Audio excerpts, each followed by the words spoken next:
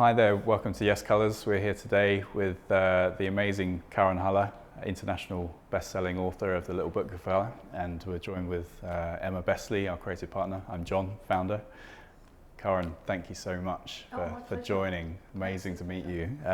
We've been studying your book for a very, very long time, so it's extremely exciting to meet you finally and talk about the power of colour and your work and how we can all benefit from colour going forward. So I just wanted to read a little quote from your book, if that's okay. Yeah, okay, yeah. Because it could help us kind of kick things off slightly.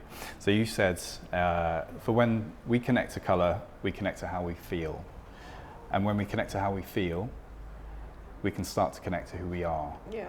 I think it's an absolutely amazing quote. Yeah. Can you tell us a little bit? Yeah, it's probably the most quoted part of the book, and you can probably see it brings tears to my eyes because it's what connects us emotionally. So colour is emotion because everything that I talk about is about colour psychology, and it's really how we as human beings have this innate connection with colour. It's a language we all speak, just like sport or food or music.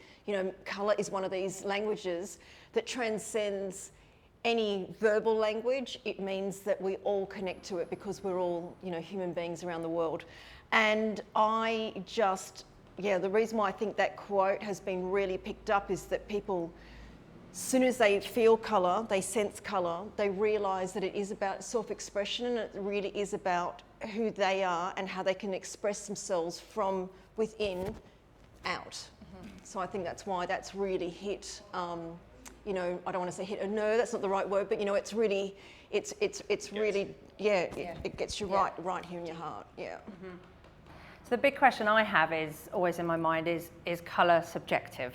So for me, it's a very personal experience when I see colour. It's like when you see some art, it's a very personal response, an emotive response. I could never tell someone how to enjoy a piece of food or how they see art. So it's a personal reaction. So that's how I see it, and that's what subjective means to me. How do you see that question? Yeah, because I get, it's probably the one big thing, when I work with big clients and I work with graphic designers, I work with interior designers, and they all say, oh, well, colour's just subjective anyway. In a way, that kind of dismisses colour. Okay. And to me, I think that is a very dismissive comment, like, well, we can't do anything with it, therefore it doesn't matter what we pick because you almost can't make sense of it.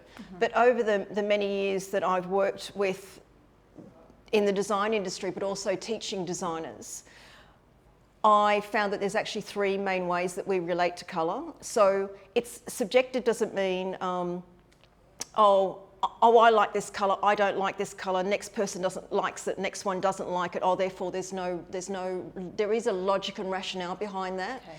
And it's about sort of just digging a little bit deeper.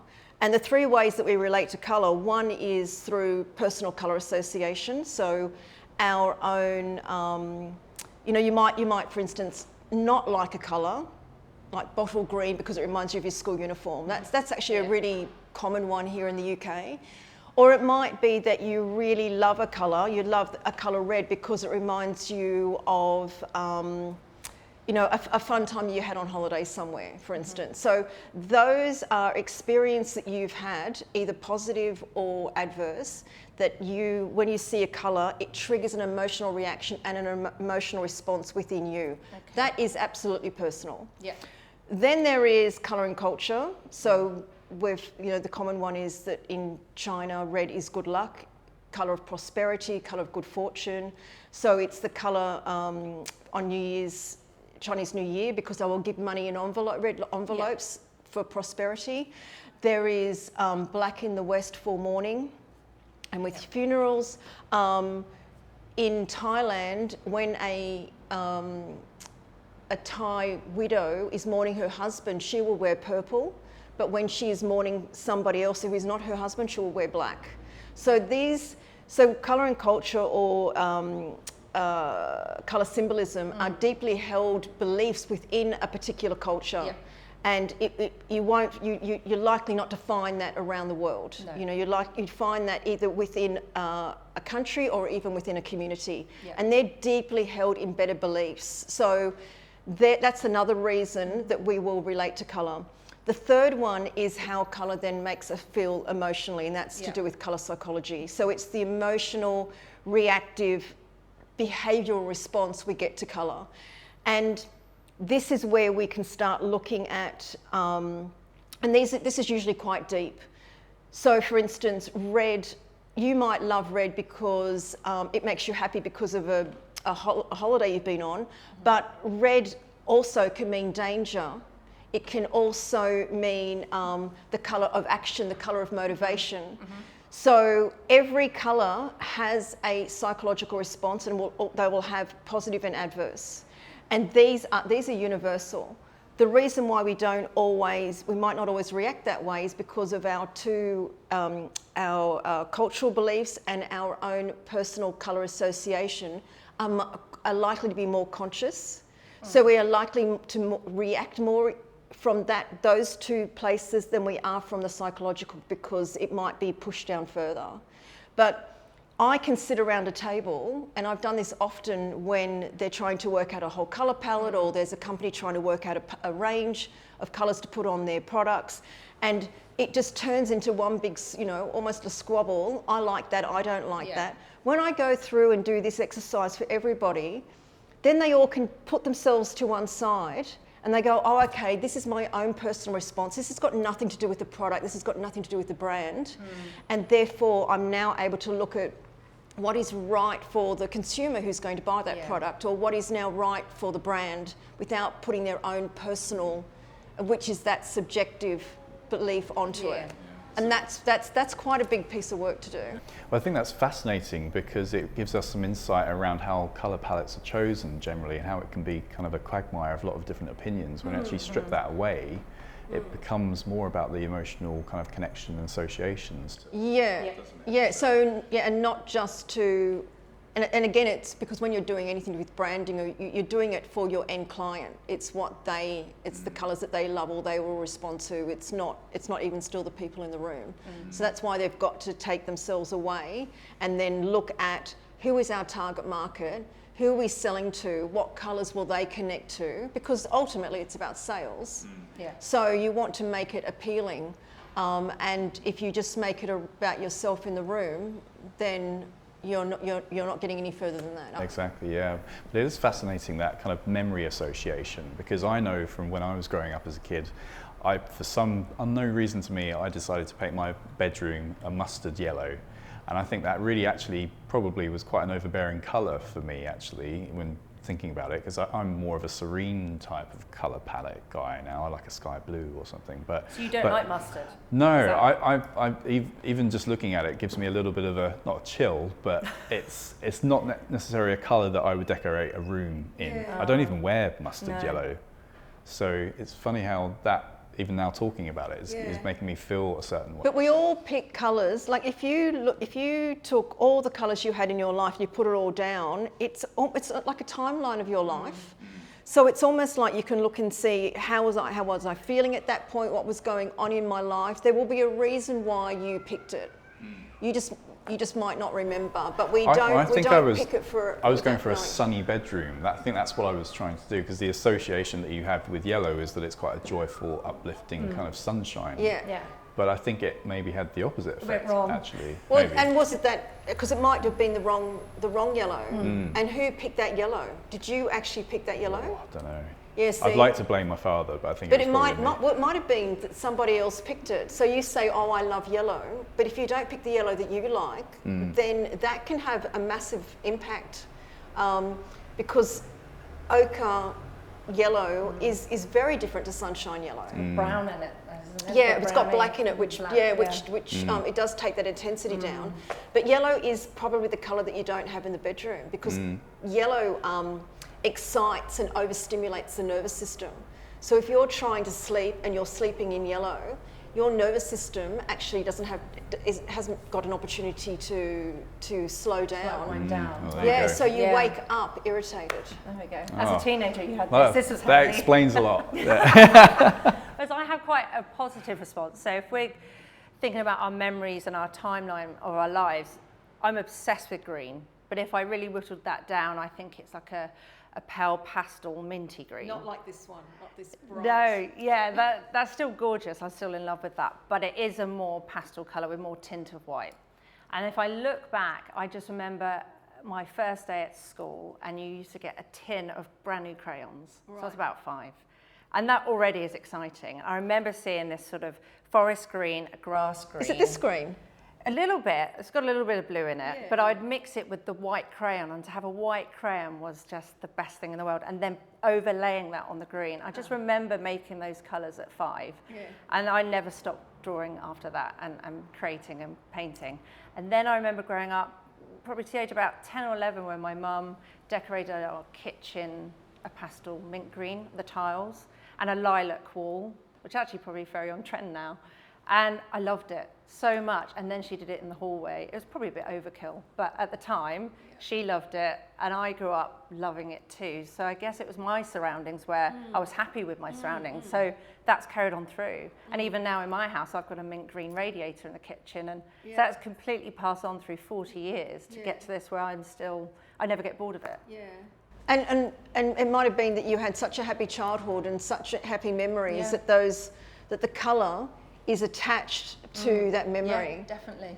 And for you, it's conscious. So for me, I absolutely could not stand yellow, any kind of yellow. And when I was doing my colour psychology studies, you know, in class, it would be Karen, I hate yellow colour. Like, that was the nickname, because it was, don't talk about it, don't mention it, I don't want anything to do with it. I loathed yellow with a passion. And it was 9 months into the course, and it's not that I was consciously thinking about it all the time, but it was 9 months into the course, and I sat there and went, oh my God, I remember now why I hate yellow. Yeah. It's going to be really obvious when I say it. Growing up, probably up until I was about 18 or 19 when I left home, my bed and my writing desk was bright yellow. I was sent, as a child, I was sent to my room a lot, because I always talked back, you know, always a bit cheeky, bit of this. And so it was always, right, Karen, to your room. And I'd be off to my room. And I would go into my room, and my mum quite often would open the door, and I'd be jumping up and down on my bed going, this is the best punishment ever, right? Yeah. So I was still, but clearly... Overstimulated. Yes, it is. But I also think I was in a room that I was meant to sleep in, but I was always sent to my room. And it was yellow, and I think as much as I made it fun, I think those associations of getting in trouble a lot, so I think I put them together. Yeah. And it took me all that time to even remember that I had a yellow bedroom, and that is how much we can push down memories so that we block them out. I then did a little bit of kind of work on myself and just went, right, okay, the memory is still there, but I don't have to make the colour wrong, because that's what I was doing. The colour was triggering the feelings, but I didn't see what it was. Yeah. So when I was able to separate them, I actually went to Oxford Street the next day, walked into a shop and bought a yellow bikini. Straight away. And yellow is now is my second favourite colour. I love yellow. I love sunshine yellow. I love it. But I had to separate it. Well, I never went that far. No, you didn't buy a yellow bikini. My parents would have been slightly confused. So we must all do that then. We must all sort of have colours we claim we don't like or hate. But actually, it's not the colour that's the problem. It's not the colour. It's because we're attached the feelings, even though we might not even remember the memories anymore. Yeah, we need colour regression then. Yeah, but this has to be done in your own time when you're ready. Because I have worked with many clients, and when they've realised why they don't like a colour, you know, there can be tears. There can be a lot of sadness, a lot of emotion, and there's a reason why people quite often are pushing that down, because they don't want to remember it. Right. But yeah, it is absolutely fascinating. But I didn't do this, but I could very well have gone, right, with all my client work, I'm not going to use yellow because I don't like yellow, even though it might have been the right colour for them. And that's what we can't do Right. as, you know, in the design industry, or we can't impose our likes and dislikes onto somebody else because of what that colour means to us. It's a fine balance, isn't it? Because you've got to be cognizant of the trends that are out there. You can't ignore them. No. But for us, certainly, when we were deciding our palette, we were trying to be unique and individual, but also a little bit personal as well. Bringing in a little bit more of that love of colour that is kind of, you know, intrinsic in what we're doing. Yeah. But obviously, we're a business, we need to sell, etc. So we are playing into trends slightly. So it's a fine balance we have to. But does that Right. mean you have a favourite colour? I do have a favourite colour. Right. I have, and I've got a bookmark because I'm always flicking through trying to find it. My favourite colour is this marigold orange. It's no other orange. It is absolutely this one. And I know that my favourite colour lies within psychology. So some of the positive traits of orange is about playfulness and fun. Okay. It is, you know, the playful, mischievous, which is still me from that Linking there child. again, isn't it? Look, that's never going to go. I'm still the one that will, you know, jump in puddles. The rebel. Yeah. Well, not so much a rebel, just more of the mischievous, playful. You know, if I, you know, I love running through leaves. I love doing those sort of childlike things. So that is that's more me. But you know, even though I work with colour, you know, all day long, with it being psychology, with it being about logic and rationale, I can sometimes it can get quite serious, and I can get really kind of bogged down more in the head. Okay. And what orange does, and especially if I have a bunch of marigold flowers in the house, it reminds me to have fun. It reminds me to stay light and to see the joy. Okay. And these are all to do around the psychology of orange. I can't wear it. I had today an orange handbag, but if I wear too much orange, especially up here, I feel like I'm then bouncing off the ceilings. It's too energetic because I'm already quite a Tigger kind of personality. It's too fast for me. Okay. So that's why I don't wear it. But I love to. So how do you incorporate it into your life? Do you often drawn to buying flowers of that Yeah, colour, flowers. or the home in any way, and accessories, or the Yeah, walls, just small or things. little? Oh, I couldn't have it on the No. walls, way too much, but I might have it on a jar, Little. or I might, but it has to be absolutely little bits. But a bunch of these flowers is enough for me. I've got orange shoes that I love, and that's far enough away. I've got an orange handbag, but even coming with that today just felt a little bit too much. So it's not that because you have a favourite colour that you have to wear it head to toe, or a lot of people, they say they like to wear it, they don't want to look at it, or they like to have it on in their home but they don't want to wear it. Totally. Well, I've got a bright red dress. I would never have this dress or this red in my room, any room, too intense. Yeah, it would never happen. Because you're wearing it for a short amount of time. You've obviously felt that you've needed it today. It gives you probably motivation and energy and some, you know, get up and go.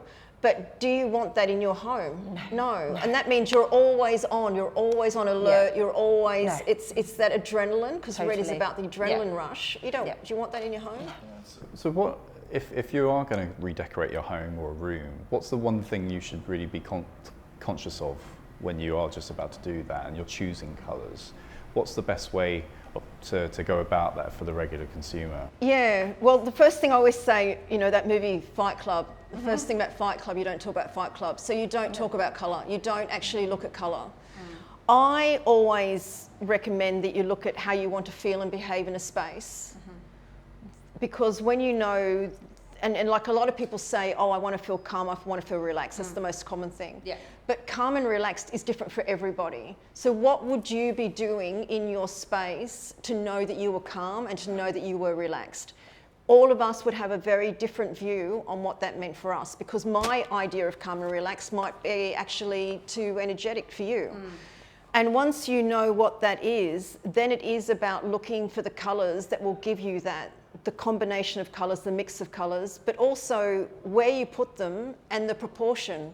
Because a little bit of a colour might be enough for you, but if you do too much, all of a sudden that whole calm, relaxed feeling is gone. Goes away. Yeah. And then again, coming back to the subjectivity, is that, you know, I often get asked, well, when is too much of a colour? Well, I might just need like a tiny bit of orange, but you might be able to have a whole lot. And that is when it's personal. Yes. And it's unique to everybody. So there is no subscriptive, you know, how much is enough for somebody. It is when it is enough for you. I think, yeah, and it's so important now, obviously, with, you know, we've had lockdown after lockdown and COVID, and more people are working from their homes. You know, they're using homes as their multi-purpose spaces now, aren't they? So it's even more important for people to make the right choices. So I think that's something we're very conscious of, is that we want to make sure people are feeling better in their homes, in their bedrooms, in their living rooms, etc. And they're using those spaces to the optimum that they can do to feel better, essentially. So, yeah, making the right choice is so, so important. Yeah, and the right choice is for you, not looking outside. You know, if there's probably one big takeaway from all this is, don't look what everyone else is doing, right? Because everyone is looking what everyone else is doing. And so therefore, no one is doing what they want to do. No, you've been forced into a corner choosing a colour you might not Yeah, have but just because it's on trend, and it's like, well, what can I, so I can say I've got this name on my wall, but do you love your home? You know, your home is for you, it's for nobody else. Who cares if everyone walks in and goes, I couldn't live here? Well, of course you can't, because you don't, right? Yeah. Like, you know, I'm doing my place up and people going, oh, I can't wait to see it. And I said, well, yeah, but well, just be prepared not to like it, because it's not for you, you know, it's for me. And it will be absolutely personal to me, and it will be an expression of my personality from the inside out. And I think a lot of people are too scared of being judged. They're too scared of what other people will think. And the more that we can have, I think, courage first, because courage to do something then builds the confidence.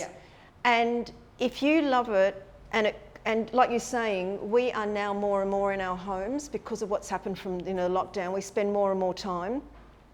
Why not create something that absolutely nurtures you and restores you and excites you? Whatever the feelings you want in your home, let that be what you want it to be. Kind of reminds me, even like from the first lockdown, I had a lot of people contact me because I like to watch for patterns of behaviour and see what's going on in society, and then see how that's translating into colour. And I was absolutely fascinated by the amount of people that were contacting me and saying, I had an all grey house before, because they would go out, they'd get all this stimulus outside. They would go to parties, they'd go to work, you know, they would go to the theatre, the pictures, whatever, and everything, the pub, everything was outside. All the stimulus was happening, and this is my deduction, but yeah, all the stimulus was happening outside. So when they came home, they wanted to close the door on the world, and they just wanted peace and quiet. So that's when a lot of people were going for whites, they were going for very, very low chromatic, very, very soft colours, greys.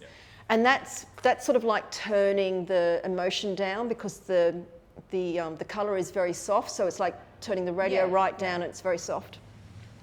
Since the first lockdown, what they were saying is that they're realising that they all of a sudden, why are we attracted to colour? What bright colours? Why are we attracted to more saturated colour? And I go, yeah, because you're not getting the stimulus outside anymore, so what you're needing is a stimulus at home. What a lot of them did was they kind of went quite, I don't want to say crazy, because colour explosion. Colour explodes, because that's a judgment, isn't it? Yeah. So just exploding with all different bright, like saturated colours, and they said, oh my God, I love it, I love it. And I said, well, just observe how you feel over time, and when you do start going back to work, you go out to the pub and you do all your, get all your stimulus outside of your home. I said, just observe how you're then going to feel with the colours in your home, because what's likely to happen is that they'll probably just go straight back to grey and white again, which I said, instead of just doing that kind of knee-jerk reaction, just swinging from loads of colour to, you know, this like this, why not just maybe soften some of the colours or lessen the chromatic intensity, just so that you're not almost anaesthetising yourself by just living in an all-white environment or an all-grey, because that's not healthy, because you're not getting all the in the range of emotions. You're basically switched everything off. So the colours actually give us a whole range of emotions and feelings that we can connect to. Yeah. That's certainly what we want at YesColours. So. Yeah.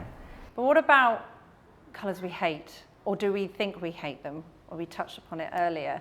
You know, is there a colour you dislike? Or, I mean, I know I've never really liked brown. I don't really wear it. It's not on the walls, but that doesn't necessarily mean I should hate it or not like it. And maybe there's, like you were saying, dialing it down to a different brown that I might be attracted to. But again, I think that's come from maybe something from the past when I was younger, and I haven't touched upon that yet. But I feel bad to say I don't like a colour, you know? I feel like I've always loved colour in many ways, but I'd say brown is... The colour is a representation of the emotion. So it's not the colour you don't like, it's just that it's easier to say, I don't like brown, but it's what brown represents to you. That is that's what to tap into. That's the thing. I get no energy from brown. I get nothing. It's almost like silence and tumbleweeds going across the floor when I think of brown. But haven't dug deep to think why. Well, it's with colour psychology, if you're saying that, what was the words you just used? That you say that you get no energy. No energy, no, it's almost like silence when I see brown, if it makes any sense at all. So before when I was saying that all colours have positive, well actually grey doesn't have psychologically positive, but all colours have positive and adverse. And some of the adverse sides of brown is about being very stubborn and very stuck and not moving and being unbending and not, you know, there's not that movement. So there might be something there that you might be feeling. Of course, it could be, again, something that's happened to you at some point, or not even happened to you, something you observed, or sometimes it can even be, as a child, I don't like that colour because mummy doesn't like it. Do you know what I mean? Like I've seen a lot of people say to me, oh, I just didn't like the colour because my mum didn't like it, and that was the only reason. It's rubbed off on me. It's rubbed, So, but the idea now is for you kind of to sit with it, and over time, something may bubble to the surface. And it could even be, like, I'm sure do you like wooden floors? But that's the thing, yes. So I like wooden furniture, old vintage wooden furniture. That's in the house. That's allowed, that's fine. I've got no problem with that. So I feel like there's something there. There's something, So it might be you like wood, but you might not like the actual colour as a applied colour. That might be, there might be something there. So you don't have a colour you don't like? Well, it was yellow, but not yellow, now. But you've changed that. You've turned it on its head. The colour I get very tied in is grey. So I remember going to a cafe, having met a friend, and I was running late, and I raced in. I was like, "Oh my God, I'm so sorry," because I hate being late. And it was one of these achingly fashionable kind of Swedish cafes, but it was all grey with sort of, you know, like minimal, and very minimal with kind of that oaky grey wood and everything. And I felt myself, what you would think first of all is relaxing very quickly, and then I started getting really, really tired.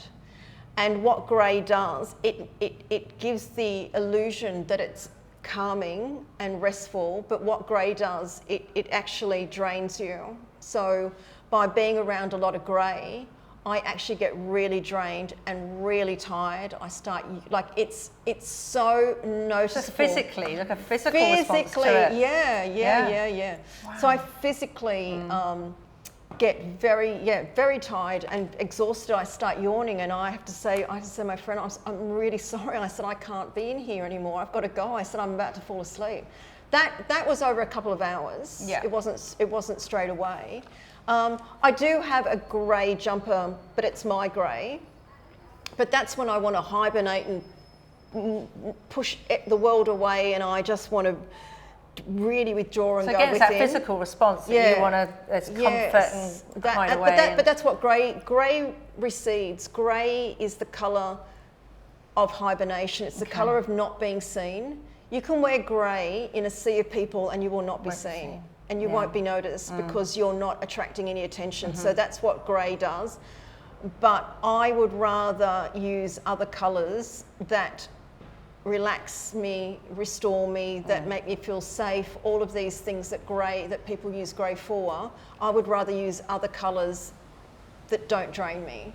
So if there was a colour, yeah, grey is the colour that I don't have a good relationship with. And it's everywhere. Everyone loves. There's so many people that want to decorate still with grey. Yeah, but that is also because it's on trend. So people want to look trendy. They want to feel the need to belong, the need to be a part of a group, the need to be accepted is far greater than somebody actually showing up who they really are. Yeah. We have this not everybody, but there is such an innate need to be a part of a gang, a community. Oh, so I've got grey. I'm trendy. I'm just like everyone else. It is a human thing. I think with what we're doing at YesColours, I think we're trying to create a group of people that aren't afraid to be themselves and actually have their personal spaces as that kind of creative expression of colour and again, feel good in their spaces. So for the people watching this today, I guess there's certain places that they could go for advice and things like that. So obviously your book is a really good place to start, isn't it? But and I just also want to say is like, but if you love grey, then that's not wrong. I don't want to demonise it or the people, because we are all where we are in our lives. There's a point before what I knew what colour psychology was, and when I worked as a project manager, business analyst, I wore head to toe black. And it took me years. almost like a uniform. Well, it was, but it was also protection, because I was the manager of, 20 developers. My team, they're all men, and me coming in, tall blonde, right? There is a stigma attached. There is no doubt about it. Yeah. How am I going to get them to listen to me? So I put this black wall of protection up. Was it to fit in as well, or it was more? No, it wasn't. Barrier, No, it was a barrier, complete barrier. I didn't want to be seen. I didn't want to stand out. I wanted to protect myself, because as a project manager, you get You've got to stand your ground. But you also get daggers every day, right? Pulling out of your back. Used to that one. And also, I had to get a whole team of guys to do work who didn't always want to listen. And who's going to listen to a, and I'm not putting women down. This isn't about women. This is about Your me. Experience This is my experience. So I wore a lot of black, because I just thought, you know what, I'm just coming in and don't mess with me. I'm wearing black, because I let the colour already go, you know what, don't mess with me. Yeah. Well, so I've been through that whole phase, and that absolutely killed my personality. When I was out of work, they all said, God, you're as mad as a box of frogs, you're so much fun, but in work you are so serious. And I go, well, how else? In my world and in my knowledge, that's the only way I knew to be able to do my job was to wear black. No one told me. That was my own instinct.